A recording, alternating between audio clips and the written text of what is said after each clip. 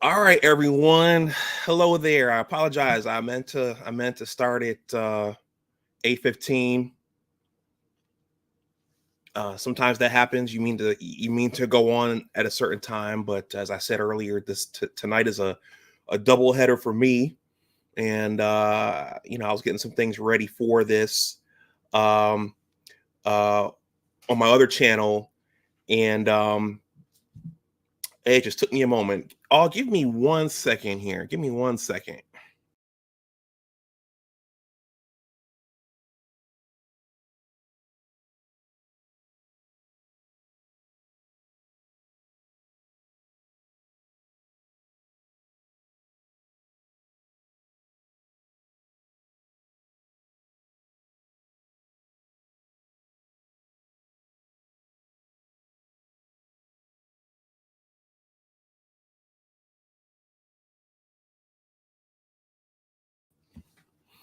All right, sorry about that. I saw something and I had to address it, and so I'm going to go ahead and start now. Okay, so everybody, welcome back to uh, Big Discussions 76 Sports. Most everybody here knows who I am. My name is Dr. Anwar Yusuf Dunbar. There's the logo for my channel. So I finished up last night's Michigan football live stream. The Wolverines have UNLV this week, and I was contacted by a buddy who I've been trying to start collaborating with, and he said, "Hey, I can go tomorrow. Can't go Friday. Can't go Saturday." So I said, "Oh, geez, okay. So, well, let's you got to strike while the iron is hot." So I have a guest tonight, a fellow content creator, Coach Terry, who's a fellow Buffalonian. And we're going to talk about his channel a little bit, and then we're going to talk about the Bills' upcoming 2023 season. I've built this channel for the most part on Michigan football, but hey, me being a Buffalo native, I got to get some Bills content in here. And this season, I'm going to do something that I haven't done on this channel before, and I'm going to attempt to see if I lived in Buffalo, it would be easy because you're there all the time, but I'm going to attempt to, along with the Michigan Wolverines, I'm going to attempt to follow the Bills the entire season. As a matter of fact, the Bills are coming here to the DMV in about 2 weeks to play the Washington Commanders.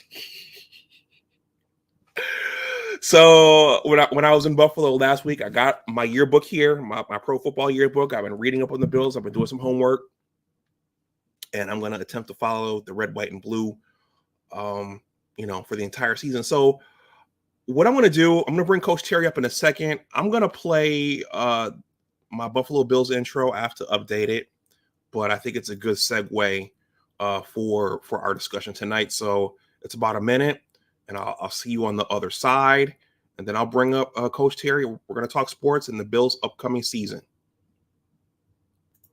And look at it go! He could go all the way! Touchdown! Touchdown! Touchdown! The Bills make me wanna shout. Kick your heels up and shout. Throw your hands up and shout. Throw your head back and shout. Come on now, the Bills are making it happen now.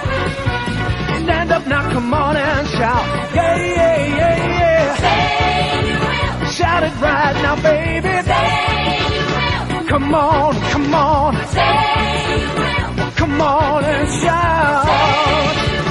Yeah. Buffalo's happening now. We're on the move now. The Bills are happening now. They're making it happen now. We've got the spirit, a lot of spirit, yeah. We've got the spirit. Just watch it happen now.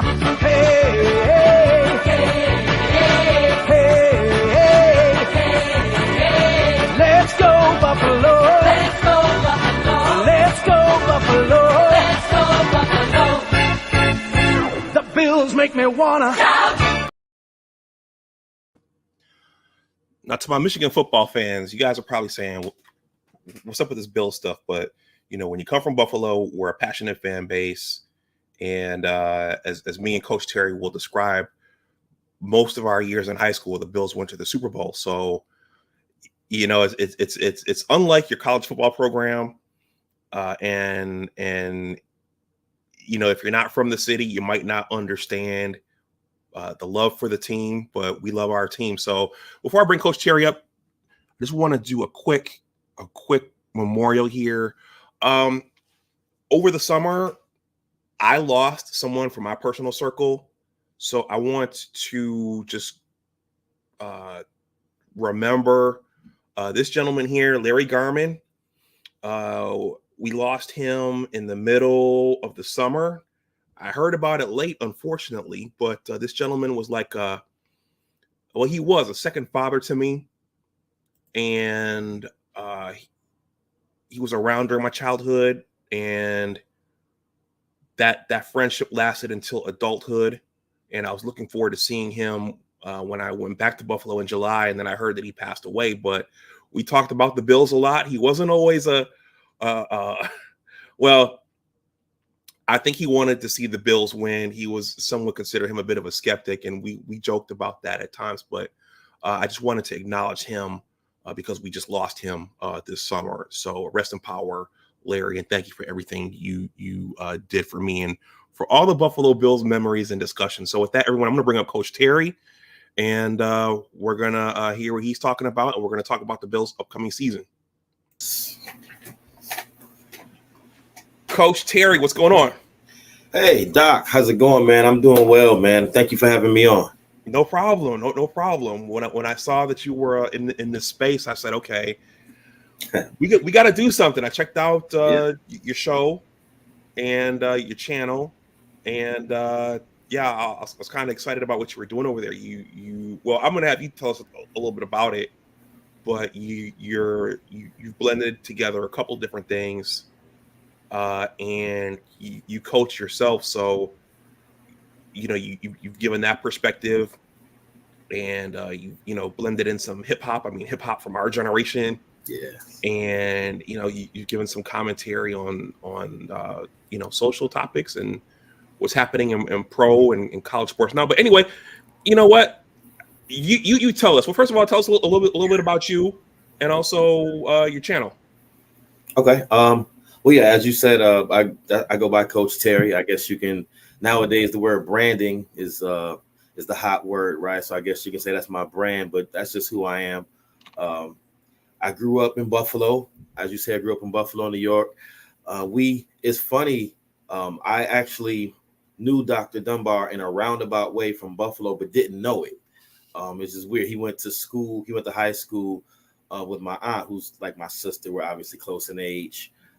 And then we played basketball against each other as well, different high schools. We kind of went to rival high schools. I think he graduated a year ahead of me, maybe two. However, so we knew each other indirectly, and then we met again at Johnson C. Smith University. I went to JCSU for undergrad. I didn't finish there. I actually received my degree at University of Buffalo.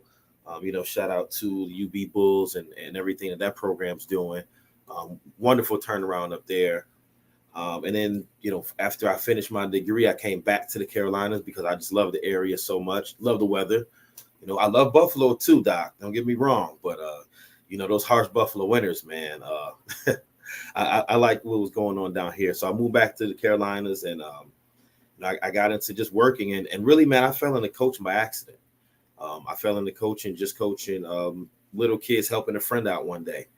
And from that first day, man, I was hooked. I was hooked, coaching the little guys, the Pop Warner guys. And then from there, more experience, I moved to South Carolina, met my wife. Actually, she went to Smith with us. My wife, Dr. Gillette. Shout out to her for putting up with me. But I met her, moved to Columbia, and continued just coaching Pop Warner. Moved into middle school ball. From there, went to high school ball. And just kind of watch everything evolve and develop from that, man. And, I got into education. I'm a teacher now. I think a large part because of all the years that I spent coaching and working with all these young men and feeling like I wanted to do more. I wanted to develop more of the young man than just his athletic ability, on a court or on the field, because I coach basketball and football. And so I've been doing that. I've been heavily immersed in coaching for probably the last 13, 14 years now. And, so just it's a big part of who I am now, what I do. Okay. So everyone, please smash that like button if you're coming in, even if you just hop in and hop out. I mean, hopefully you'll stay, but the likes are free and they help out with the engagement. And we're talking some bills tonight. We're talking about Coach Terry's channel and his background. So a couple of things. So on your channel, in one of your shows, you said that you were playing football early on, and did you break your arm or your shoulder or something like that, and then you would you say your mom didn't let you go back or something? Or tell us that story. Yeah, sure. Well, when we were at Smith, I attempted to walk on my sophomore year, and I was out there. Yeah, man, I was out there for a couple of months, and then right before the spring game, I hurt my shoulder. And as a walk-on player, they don't cover your surgeries. Okay, so kids, if you're watching this and you want to walk on and play a sport, if you get injured, that bill is on you. Okay, the university's not going to cover that. And then you know where I'm from, Doc. So, obviously my mom couldn't afford that. I mean, she was up to her eyeballs in loans anyway. And I had a scholarship. I had an academic scholarship that covered the majority of my tuition, but she still had to take out loans to cover the rest. So when I got hurt, that was it for me, man. And it just made me realize, you always hear it as a player, how fleeting your career is, one play, and that, but you never think it's going to happen to you. And then once I messed up my shoulder so bad, ended up having surgery on it in 2017. The rotator cuff came completely off the bone. Wow. And yes, sir. And I had to have reconstructive shoulder surgery on that then, because it just over the years it got progressively worse. So I tell all my athletes now, man, I coach high school. I tell all my athletes now, man, if you see, I was a student of the game because I wasn't very talented. All right, I had to work hard. Like I had some natural ability, but everything I got, I had to work hard for it. And so that meant putting time into doing the small things that the more talented players overlook, watching a little bit more film, studying technique a little bit more. And I think that really helped me when I got into the coaching side of it. Okay. Hey, man, was it Manigault? Was it Bruce? Was it one of those guys who came flying at you? It's funny you say that, man. So inside joke, right? For those who didn't go to JCSU, it was like kind of like New York up north. We had a little friendly feud with the guys from South Carolina, man. They didn't particularly like us too much. So that's what he said. Was it one of them trying to take you out? No, it wasn't, man. I probably would have slept a little bit better if it was. I actually hurt myself. Okay.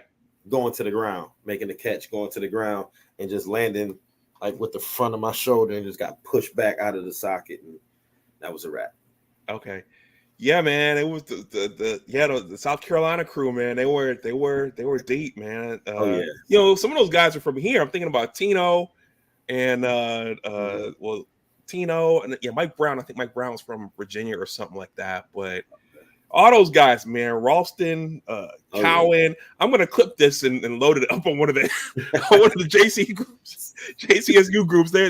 They're all gonna laugh. Everybody. Yeah. So we're talking about I next to my Michigan flag up there, I have JCSU. I don't talk. Well, I've mentioned JCSU here, but that's in HBCU. It's in the CIAA conference, the Central Intercollegiate Athletic Association Conference, and they play with Livingstone and in those days Livingstone, St. Aug, North Central, Virginia State. I remember that was a huge game one year. Yeah. And so that's the school we're talking about. So Terry, Coach Terry went to McKinley High in Buffalo. I went to Hutch Tech, right up the street from each other. Yeah, rivals. And then I remember playing a pickup basketball game with you, I think 2 years before we went to Smith. Yeah, and that's where we crossed paths. That's crazy. So hey Doc. What's up? I'm going to trip you out real quick before you go on. I don't want to cut you off, but I'm going to lose this thought. Okay.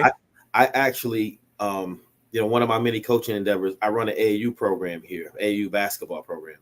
And one of the drills that I run every year all of my age groups. I have age groups from 8th grade through high school.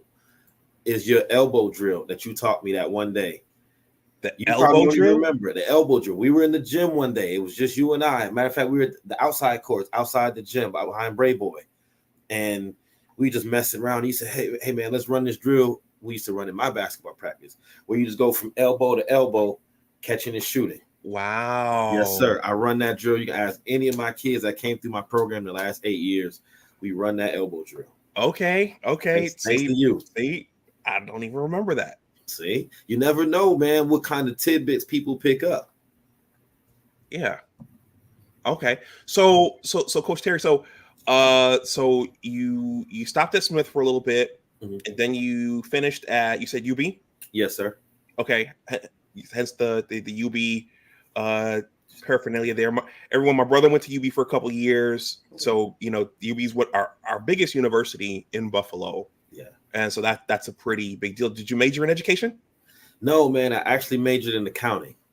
Okay. I received my undergraduate degree in accounting and auditing. I had a dual degree, internal audit, because UB had at the time, it was one of only 30 internal audit programs in the country. And that was pretty intriguing to me. So when I moved back home, because my stepfather got sick, and I went home to help my mom take care of him. He actually passed away 2 days after I graduated from UB. So that's how critical his situation was. But finishing up at UB, and it's weird, man, the juxtaposition, going from HBCU to PWI, is interesting. I'm sure as you understand as well. Yeah, I went in reverse. So I started at a PWI, SUNY Brockport, and then I went to an HBCU, and yeah, it was different. It was two different worlds, two different cultures, two different ways of going to college. Well, what was the big change for you? I mean, you essentially went home, so that you had that familiarity with the area, but what was the difference for you? I mean, it was a much bigger school than JCSU. Yeah, it was. For me, man, the biggest thing was the class size, and that's an important factor, I think, when if anyone is watching this, college age or just whatever, getting ready to think about, that's something to consider. Whether you can be part of a herd or whether you want a little more attention, because I go from an accounting class at JCSU where there's 17 of us in the classroom and the professor knows your names. And then I go to UB and there's 250 of us in an accounting class in a lecture hall. So that was probably the biggest change for me, just the fact that I really did have to become more self-reliant. Not that that's a bad thing, but it's just, it's a switch in mentality. Okay. So you finished up at UB and you went back to the Carolinas. How did you segue into education? Good question. Actually, we can probably thank COVID for that. I had worked as a 401k plan manager for 17 years. And I was doing it virtually probably for the last 10 years of that. Yeah, go Bills, T. Ridley. Yes, sir. I was, I was doing that, and then COVID hit, and my company announced massive layoffs. And so they approached a lot of us who had tenure and said, hey, look, we don't know what's going to happen, what we're offering buyouts, if you want to take the buyout or if you want to wait around and see what's going to go on. I don't like uncertainty. So I said, I'll take the buyout. Give me the buyout. And then in my mind, Doc already knew what I wanted to do, because I wanted to teach for a long time. And I hate to say this, it was the salary, the compensation that kind of kept me back.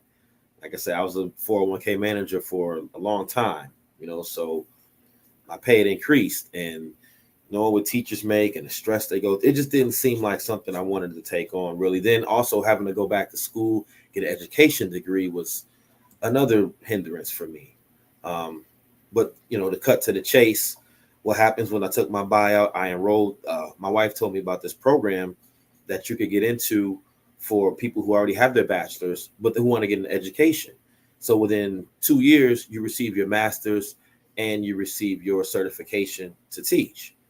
I said, oh, okay, well, that changes the game then, right? I can do 2 years. And so I did that. I enrolled. I got accepted in the program. I enrolled in that and I finished it in 18 months. Again, got my master's and all of my teaching credentials, passed all of my required certification exams and things like that. So COVID, long story short, in 2020, gave me the opportunity that I needed to step out on faith, as they say, right? Follow something I've always wanted to do, but was probably too cowardly to do it, to be honest. Okay, so you pivoted. So yeah, my thought was you were in it for for like a decade, but you pivoted after the pandemic. Okay, okay, and so what do you? I know you're coaching, and do you teach a subject during the day, or are you strictly in the athletic department? Yes, man. I wish, man. When you're at middle school, high school, yeah, you're gonna be required to teach a subject. Even the head coaches are required to teach a subject. I think only the ADs in high school don't. But anyway, so yeah, I teach 7th grade social studies, which is world geography specifically, and I love it, man. I get to teach my kids about the world and places, hopefully that they can go and visit or aspire to go visit and see and explore one day, or even if they can't, I feel like I bring it to them. So I teach social studies during the day, and then I go and coach high school football when that's over obviously at a different school because I teach middle school. But yeah. Okay, so you can go coach at different schools and okay. Yeah. Oh, very good, very good. Yeah. All right. Yeah, I mean, I wanted to ask that because people, not everybody understands coaching. Some people think that, some people think that even just being a physical education teacher is all fun and games, and there's nothing really to that. And I remember my first year at Brockport, I was flirting with different things, and I thought that I wanted to be a coach. And I remember one classmate asked me, "What, you want to be a gym teacher?" It's yeah. Why would you want to do that? Or that's so simple. And actually, it's not. It's not. And there's a lot that physical education faculty they have to know. So there's a lot of misconceptions about what that is, and then also what goes into coaching athletics. Can I make a point? You brought a thought to my head about coaching, since you said something people may not know. This is something a lot of people probably don't know about coaching school, whether it's middle school, high school ball. A lot of those coaches are volunteers, meaning they don't get paid for what they do, but they spend just as many hours out there as the coaches who do get paid, and they dedicate themselves to the program the same way. I mean, and even before I got an education, when I was just a regular Joe working my 401k manager job, I was coaching at 2 different middle schools. So you don't even have to be associated with the school to coach. You have to obviously pass background checks and clearance. But man, a lot of like when I was coaching at the 2 middle schools and even coaching JV and B team at the last high school I was at, those were unpaid positions. So I'm still putting the same amount of time in as the head coach. Obviously not the head coach, I won't say that, but the other coaches on staff who are getting paid. You're still going to the meetings. You're still there at practices with the kids. You're still there after the kids, before the kids. You still do everything else. You watch film, you prepare, and all of that. And you do it because you love helping out young people, young athletes, because, obviously girls, if you're coaching girls, but, that's just what a lot of us do. And so I think that if more parents and fans knew that, maybe you would go a little bit easier on the coaches before you calling them bums and you doing, all you're talking from the stands, because these men are out here taking time away from their families, to do this, to help your son, to help other sons out there. I mean, I coached a lot of teams for years that my son was not on. And so I do it for the other young men in the community. And, I just wanted to put that out there, man. And I don't think a lot of people understand there are only a certain number of paid positions per staff when you're talking about middle school and high school ball. It's not college where every coach is getting paid except the interns and assistants. Okay. Coach Terry, give me 1 second, all right? Yes, sir. Right back.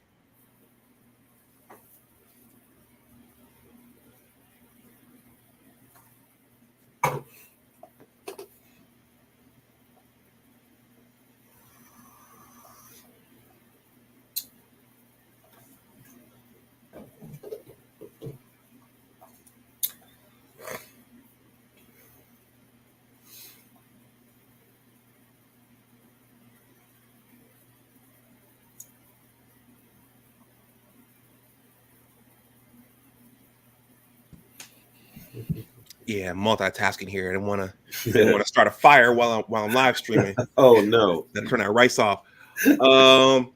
Okay, I got one guy here chomping at the bit for the Bill stuff. We're gonna get there.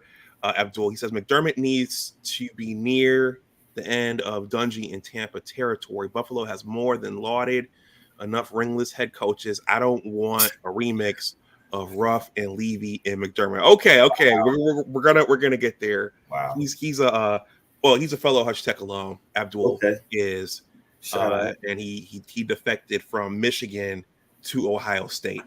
So he got fed up. He got fed up with Michigan losing, and he went over to our rival, and we just ripped off 2 Big Ten championships. Oh. So anyway, so coach, much respect to you and the rest of the coaches there. You know, that's something I thought that I wanted to get into, and maybe before I die, I'll get to do some. But I remember as a career, and then, you know, he meant well. I remember my dad discouraged me from going in the school system at the time, and my dad was an educator himself, but he you know, you're a parent. Parents want you to. Well, at least from that generation, they have ideas for what they want you to do, and so they'll kind of nudge you and say, "Nah, you should do this instead." Okay, well, I want to be mindful of our time, and hopefully this we'll do these many more times. So, tell us about your channel. Oh yeah, I did forget to. Yeah, definitely. Let me go ahead and plug that in so we can get to this Bills talk. Yeah, so my channel, Coach Terry 803 on YouTube. I mean, if you put Coach Terry 803 in, I'm going to pop up on your social media because, like I said, that's my brand. That's just my name, though. Coach Terry 803, Columbia, South Carolina. That's the area code where I reside. So that's where 803 comes from. On YouTube, please go ahead and subscribe. I'll make sure I sub back. And what I have going on, man, is a brainchild that was 3 years in development. I have a podcast show. It's called The Coach's Corner on Connected TV. I have a platform that it also airs on, and that is the Connected TV app with a K, KONNEC TED TV. It's on your Fire Stick. It's on your Roku. And actually, the founder of that platform, Connected TV, is from Buffalo, McKinley alum. Living down in North Carolina, guy I linked up with, and he's got some great things going on with his Connected brand. And so he allowed me to put my show on his platform to reach more viewers, you know, outside of the YouTube space, which I love. But again, that's Coach Terry 803. Coach's Corner, it's your intersection of sports, special interests, and social commentary. You know, I'm trying to provide you rational thoughts in this irrational world, leaning neither left nor right, walking straight down the middle to help you solve this riddle called life. That's what I try to do on my podcast. I don't want to sit up there like a Skip or Shannon or Stephen A. and just talk sports, kind of like you do, Doc. Like sports, obviously, because we're big sports fans, we're former athletes, but it's about a lot of other things too. So we talked about the Billboard Top 50 when that was a popular topic. We talked about the affirmative action ruling. On my last episode, I interviewed some coaches to talk about their journey and give you their perspective. I talked about the Ja Morant ruling.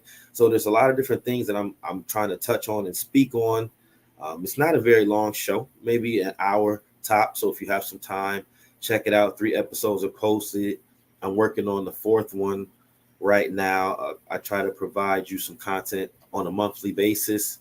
Again, and I'm choosing topics that I think are relevant, that I think have some staying power, because it's not a daily or weekly show, right? So I can't talk about what's hot today, because when it finally edited and aired, it may not be the case anymore. And I think the one cool thing that makes my show a little bit unique is I'm shedding the spotlight each and every episode on what I call a sports hero. It's called the Sports Hero Spotlight. And I choose an athlete who's doing just tremendous things in the community. And obviously those things will get talked about. right? It's more fun to talk about the negative, and they get the clicks and likes and all of that. But I'm avoiding all of that negative energy in my space, doctor. And I just, I highlighted Warwick Dunn one episode, the homes that he's building for the single moms. I've been doing that forever. Last episode, I highlighted Tyrone Leggett, actually right here from Columbia, South Carolina. He's got the first Black-owned grocery store in Baton Rouge, Louisiana. In the first episode, I highlighted LeBron and his I Promise Foundation building those apartments in Akron. So it's things like that I want to bring to the forefront, to the light, and just have some fun, talk about different things, and hopefully people like what I'm saying. Okay, you know what? I remember that episode when you mentioned Warwick Dunn. I actually met Warwick Dunn. Oh, wow. I was at in Atlanta at Gypsy Kitchen for happy hour, and he walked in, and he's hard to miss. And I was like, whoa! I was like, Warwick Dunn. Yeah. He was the nicest guy. He didn't blow me off. He shook my hand. I said, hey man, I've been watching you since you came out of Florida State, went to Tampa Bay, and he was the nicest guy.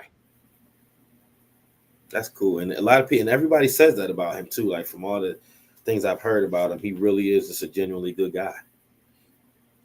Okay. So so right now your show is on it's on multiple platforms, and yes, you're on you post them weekly. Yes? Bi-weekly. Yes. I may try to firm up a tighter schedule, but right now, yep, this is a good cadence for me, especially during football season. Yep.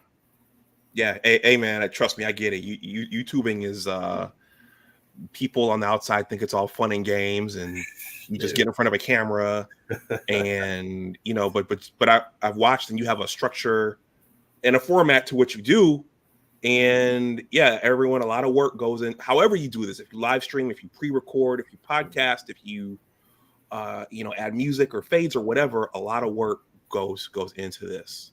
Absolutely. It takes me, I can record. It may take me 3 hours to record a 1 hour episode, but then the editing, I don't have to tell you, but for those who don't know, another 3-4 days, possibly, depending on how long I choose to work at a time, but it takes time. And you doing this live, man, it's even, hats off to you, because that's even harder. Well, the live streaming, the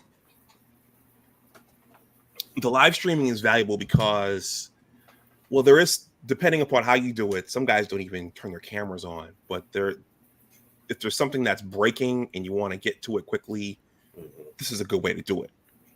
There's advantages to both ways, but yeah. Okay. All right. Well, everybody, check out, and I'll leave when we finish, I'll leave the link to your channel in the description box below. Thank you. And I'm going to share this discussion all over the place. Yes, me too. And I've already tweeted. So if you're not, check out Coach Terry's channel. He's got a lot of good content over there. Before we get to the Bills, and I promise we'll do it really quickly. One of the most intriguing things that you said was you're talking about you're encouraging folks to go support the WNBA, and you brought out a point that a lot of people, that I haven't heard much, which is that there's I think our population is there are more women than there are men, right? And those women have a spending power, and so they have the ability to fill those stadiums and to fill those WNBA arenas. Yep. And I think that's a part of the conversation that doesn't always get enough spotlight. Yeah, that's thank you for acknowledging that, because that's something that, as I'm driving while I'm on the flight home, I'm thinking about it. I'm writing down my notes for this segment, because I didn't plan to do that segment. That just hit me when I was at the game, and I saw so much untapped potential. Oh, when I say game, if you go to episode 3, I'm talking about the Las Vegas Aces game that I went to last month. But if whoever's watching, if you've never been to a WNBA game, it's worth your money. But it definitely, that bothered me. Doc, I just don't understand why with the population being the majority women, why they don't have that, that in stadium support. And even as far as branding, a lot of these brands choose to put men at the forefront of their campaigns, when if you use some of these WNBA players, especially for a lot of the more commonplace products, man, I think it would just change the game. Just little small things like that. You're talking to the biggest spenders of dollars out there. I can't even come up with the right term right now, but it just doesn't make sense to me why they don't utilize that power of women more. Mm-hmm. Okay. Yeah. The WNBA. I mean, those are talented players. They're a force to be reckoned with. And I went to the Naismith Hall of Fame for the first time in March, and they had everyone. They had the WNBA players there right alongside the NBA players. Good. So that was that's one of the things I noticed. All right, let's talk about the red, white, and blue, the 2023 season. Well, it's starting tonight, actually. Yeah. Well, now someone in the chat there despises the Kansas City Chiefs and refused to watch the game. Bills country. But that's a team that our team has their eyes on. So Terry, before we jump into the Josh Allen Bills, talk about the Jim Kelly Bills. Talk about say a few things about those years for you. And it's kind of a mixed bag for me, man. I wasn't the biggest Jim Kelly fan back then. Like, really? No, sir. I really didn't like Jim Kelly. I don't know what it was about him, man. I just, man. I guess because he didn't like really look like a quarterback. He was all kind of like out of shape and big and kind of, but he used to be a linebacker. So it makes sense, but I don't know, man. I don't know if it was that superficial for me. I just didn't like him. But I like Thurman Thomas. I like Chris Burkett, Andre Reed, Fred Smerlas, Bruce Smith, all the whole crew. That 90s Bills team, y'all, listen, you don't understand. Ted Marchibroda and that offense that they put out on the field, the K-gun, the league hadn't seen anything like that. I'm talking about shotgun, boom, we running the play in 10 seconds, like, get to the line of scrimmage. Let's go. 3 receivers. And it was a lot different. I know the run and shoot was out then, but it was a lot different than the run and shoot because we used to utilize 2 backs. Recall, we used to always have like Thurman and Kenneth Davis, Harmon Killebrew for a while. Like we always kept kind of a 2-back system, where both guys could run and catch the ball. Thurman was really your first dual threat. Shout out to Roger Craig. I don't want to say that. Roger Craig probably was a little bit different. He caught more like swing passes in the West Coast offense, things like that. Thurman was kind of the first back that would come out, run that wheel route, and take the linebacker, 25 yards down the field, catch the ball, and go to the house.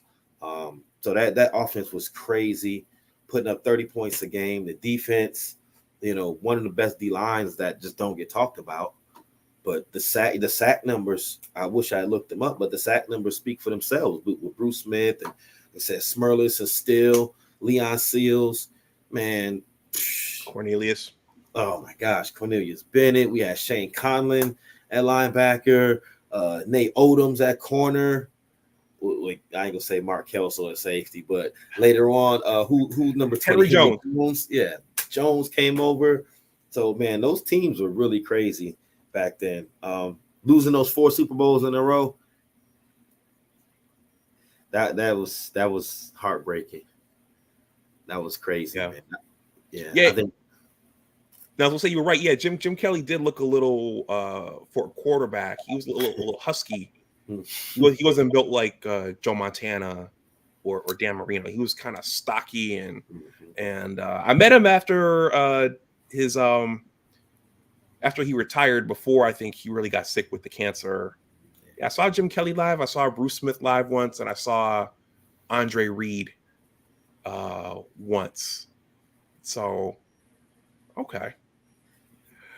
All right. Yeah. I mean, we can say that, our high school years were marked by those Super Bowl losses, those Super Bowl trips, those Super Bowl losses. Mm-hmm. A lot of people trivialize it and say, well, they didn't win, but it was a big deal. It was a big deal. It was and a so, big deal. And so, as with most teams, their window closed and that unit slowly dismantled. Guys retired, guys got traded, guys signed with other teams. And then there was about another 25 years of turnover in terms of coaches, quarterbacks, receivers, backs, everything until Josh Allen, Brandon Beane, the Brandon Beane front office, and now Josh Allen, they got their franchise quarterback, and they've slowly built around him. Sean McDermott became the coach. Some don't think he should still be the coach. So let's start there, Coach Terry. What do you think about that? Do you think do you think this is going to be a Tony Dungy thing where Sean McDermott has gotten them as far as he could get them, and then someone who's going to come in like a John Gruden and then push them over the hump? Yeah, the old Tony Dungy, John Gruden, Mark Jackson, Steve Kerr thing, right? Yeah. I build you up and the next guy take you over the hump. I personally don't subscribe to that theory because I think that what happened is you just let the coach go a year too soon. But again, that's the coach in me that feels that way. Like, I don't think you can come right in and take another man's team to the promised land. Like, that team was ready made for. Okay, or we can even look at when Jimmy Johnson left and what's up, boy, Barry Switzer. One with the Cowboys. Like, was that Barry Switzer or was that Jimmy Johnson? So I guess now it's just playing along with that theory, though. No, I don't think that about Sean McDermott. I think whoever thinks that does not remember, like you said, the previous 25 years of Bills football. Like, we have to slow down. We're always trying to fire coaches. For who? Who you gonna get in there? Like, remember at one point in time, see, I live here in Carolina, and I was a Panthers fan when Cam Newton was there. I used to go to the games, me and my son, and it was an event because I used to live in Charlotte for a while too.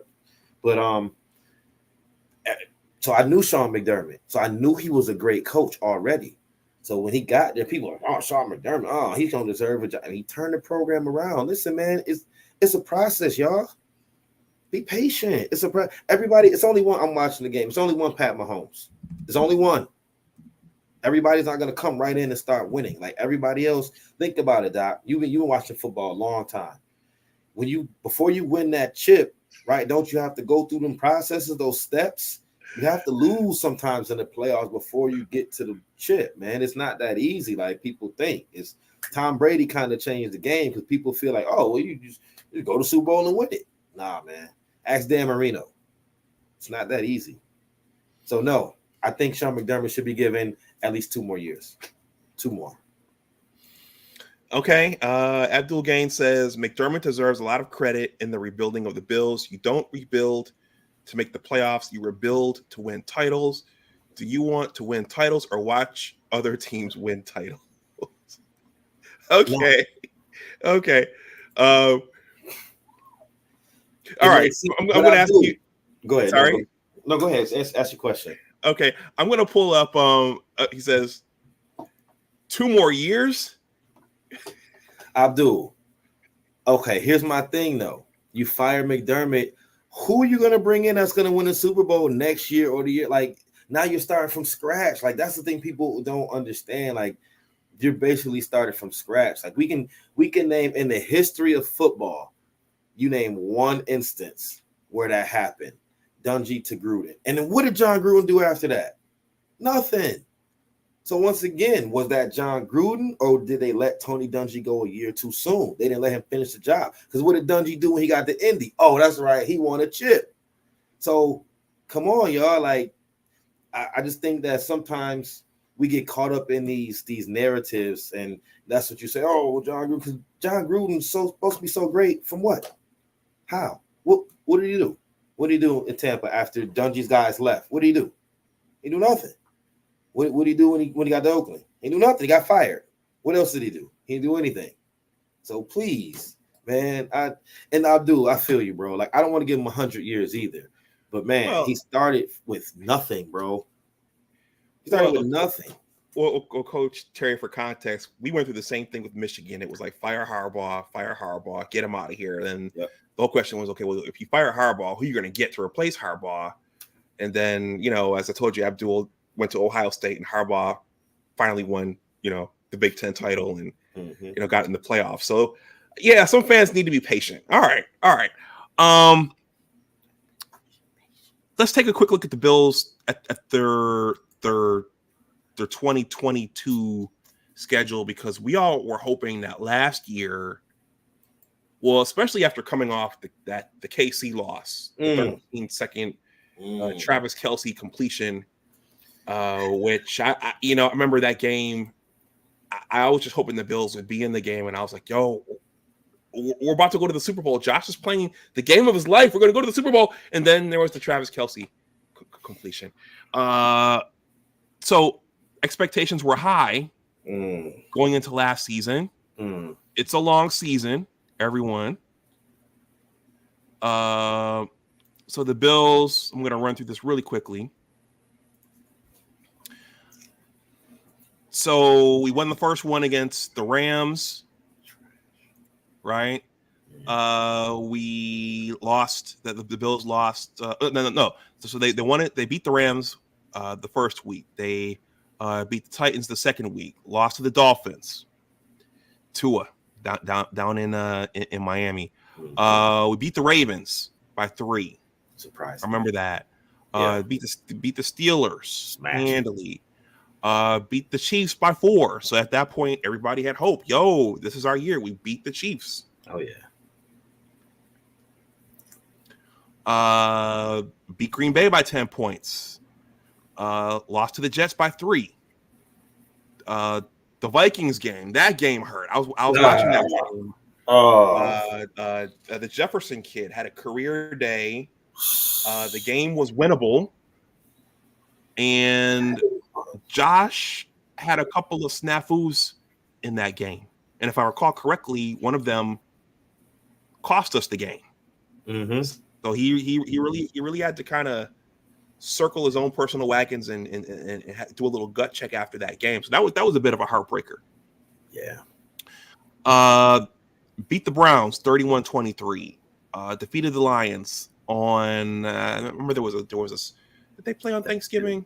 Yeah, they did. I remember they had to stay out there one week because of the snow. Maybe that was around Christmas time. Defeated the Patriots 24-10. Defeated the Jets 20-12. Defeated the Dolphins 32-29. And they defeated the Bears 35-13. That Bengals game was canceled because of what happened with Damar Hamlin. And then they defeated the Patriots 35-23. And then the playoff game. They defeated the Dolphins 34-31. Barely. Squeaked by them in the wild card. I think all of us were kind of clutching our chairs during that one. And then the Cincinnati game. In our house, in the snow, we lost that one 27-10. What did you think about last season and how last season ended? Terribly disappointed. You said that Miami game. Remember that Miami game, they had Skylar Thompson, the third-string quarterback, in for that game, and it was a blizzard in Buffalo. The Bills were 12-point favorites, I believe, 12, maybe 14. I know because I'm a gambler. And I was like, oh, man, we going to destroy these boys. It's in the snow. They got their third-string quarterback. Like you said, clutching our chairs. So now I'm like, okay. But to go back to your point with the Vikings, right? Josh Allen had a terrible season last year in terms of turnovers. You cannot win football games turning the ball over. He had a problem with that last year, and it showed up in that Dolphins game and that Bengals game. And that's what cost the season, man, was Josh Allen and his turnovers. It wasn't him not getting Stephon Diggs the ball. Stephon Diggs led the league in targets. That's not the problem. The problem is we can't run the football, and we're turning it over too much. Like that was what led to our demise. And all season long, we're watching us not be able to run the football. Josh Allen's leading the team in rushes every week. That's you can't sustain that. That's not winnable football. And those teams came back to bite us in the playoffs. Right. So I'm going to go over Josh's stats really quickly.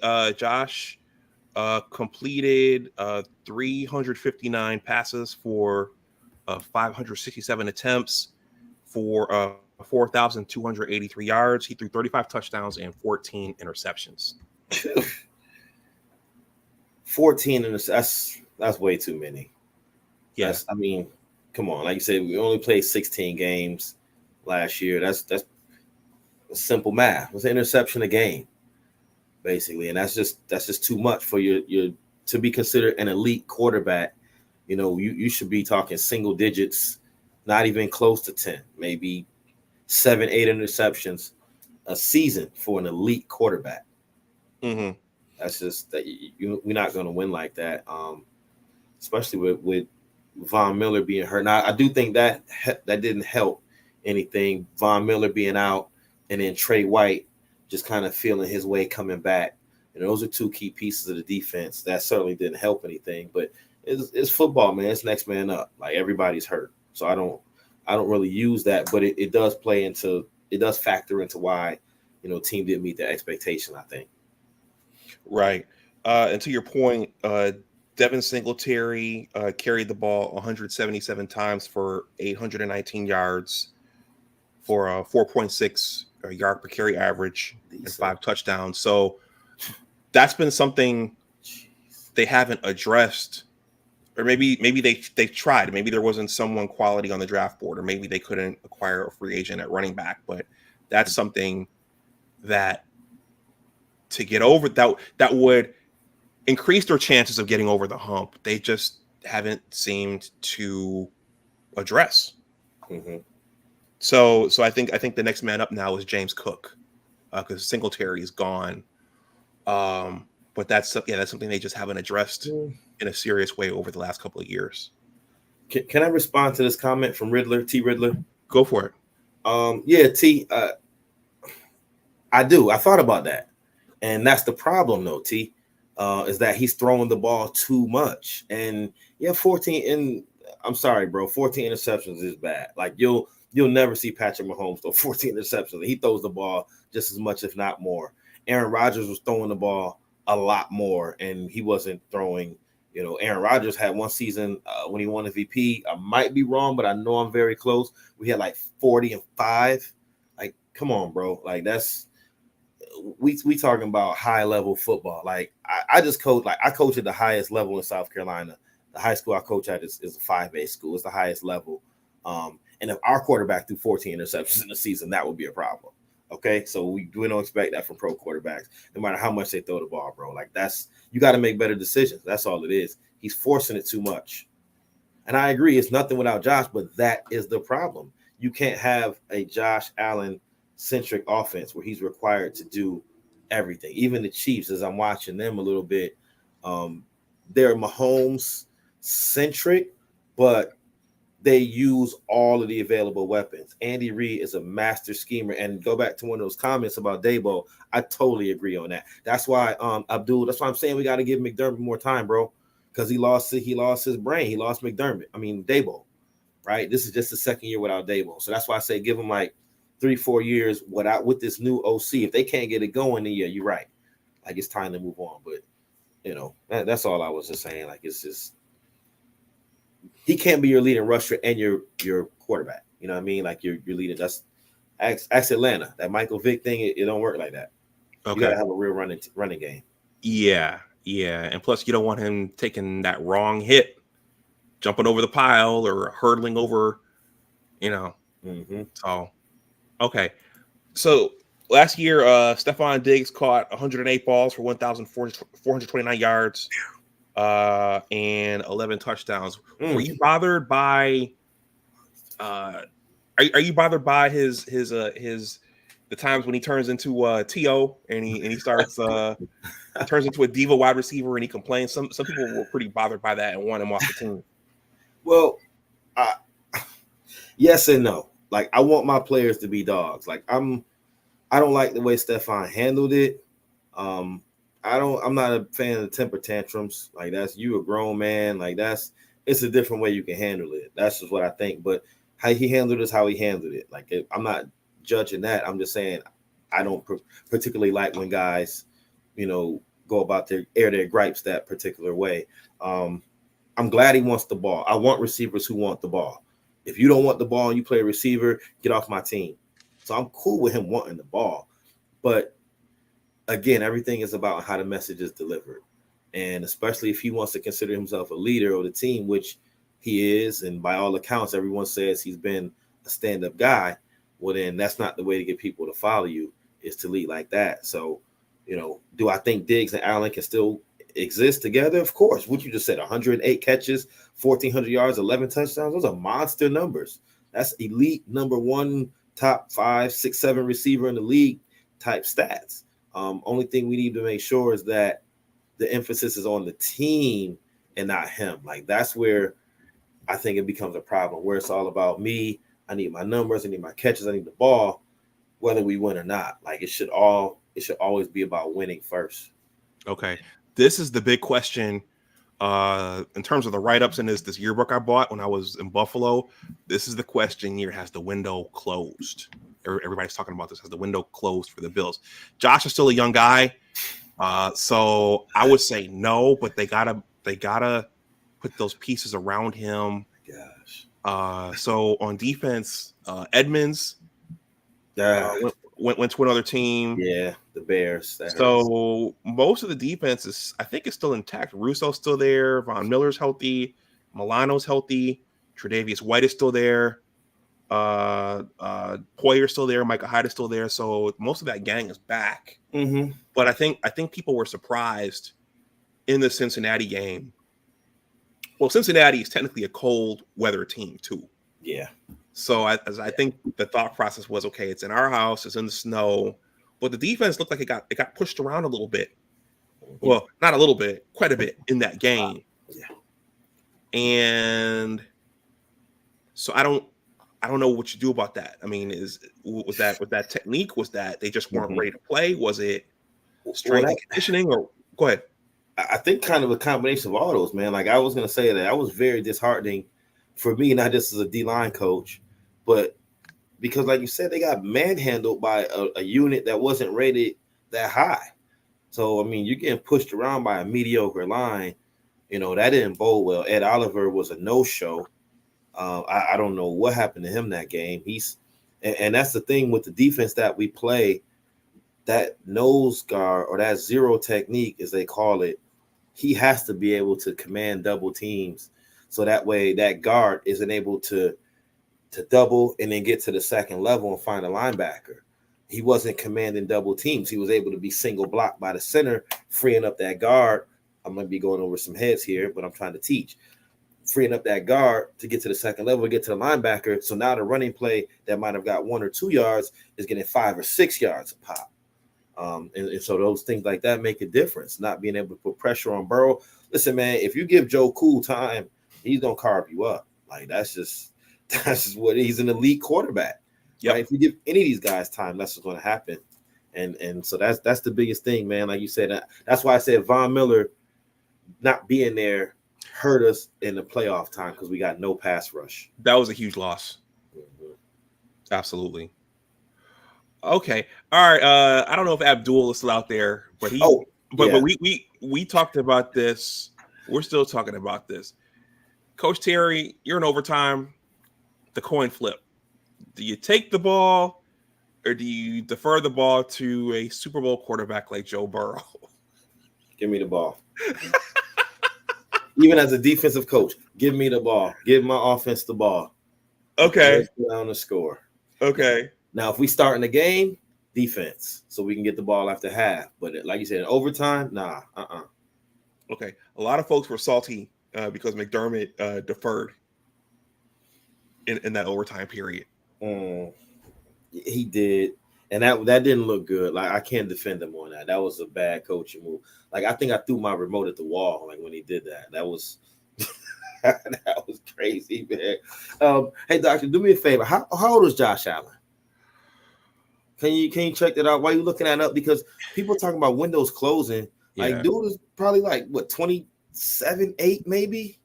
How was the window closed at 28? Quarterbacks are playing to at least good ball into 35, 36. Come on, y'all. Yep. That's why I say there's no patience in society nowadays. Everybody wants you to, Yeah, Josh Allen is 27 years old. And we're talking about is the window. Come on, guys, we got to stop. Like, seriously. See, this is what I say. My show. I know this is your show, but I'm trying to bring rational thoughts in this irrational world. Like, why does everybody want everything right now? That's not how life works, man. Mm-hmm. It's not.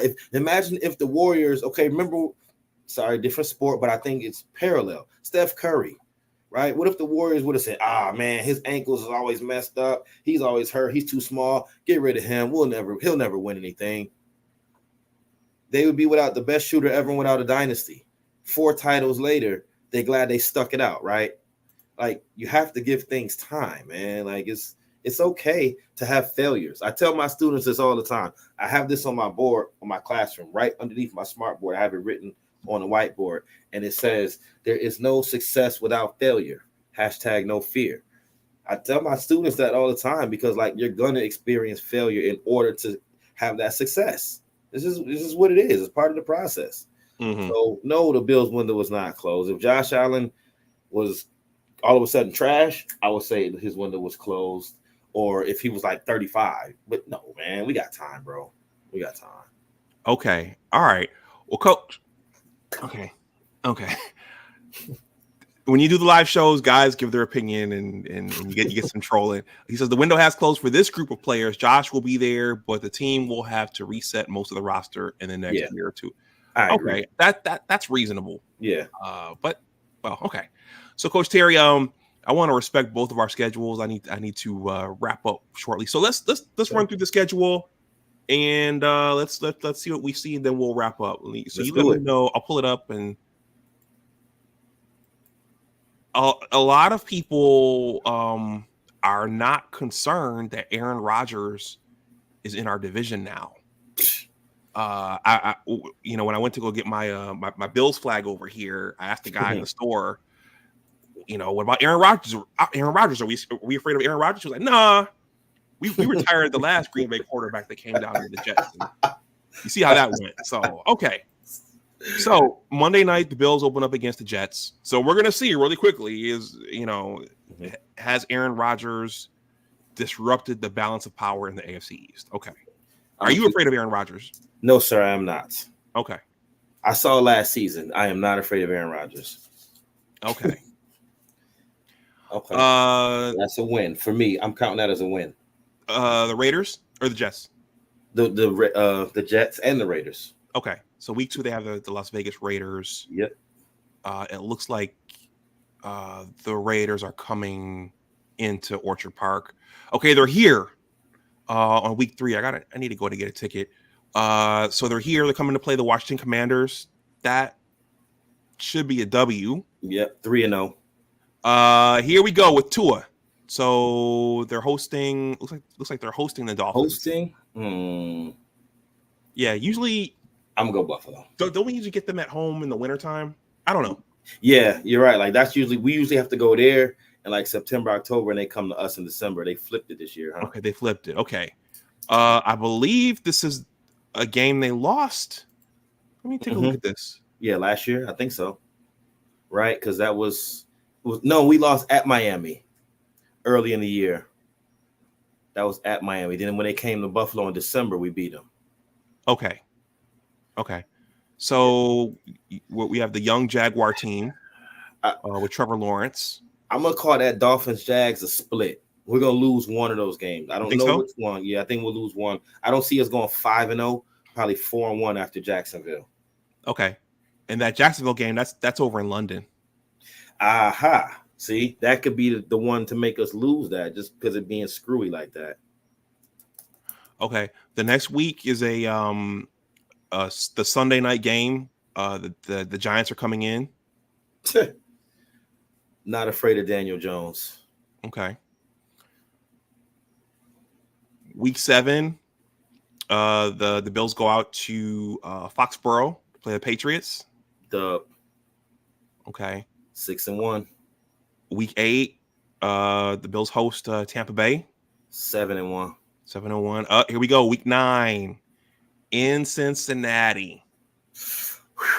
Wow. It's going to be so much. That's where DeMar got hurt. Like, it's going to be so much emotion in that game where we might be over juiced, you know what I mean? And that come back to hurt us. I would love to say we go in there and get revenge, but again, assuming Joe Burrow's on the field, I'm going to go ahead and give that one a loss. Okay. Now that's a Sunday night game. Let's see. The next week, the Bills on Monday night host Russell Wilson and the Denver Broncos. That's a win. Okay, Russell's got something to prove this year. I mean, he didn't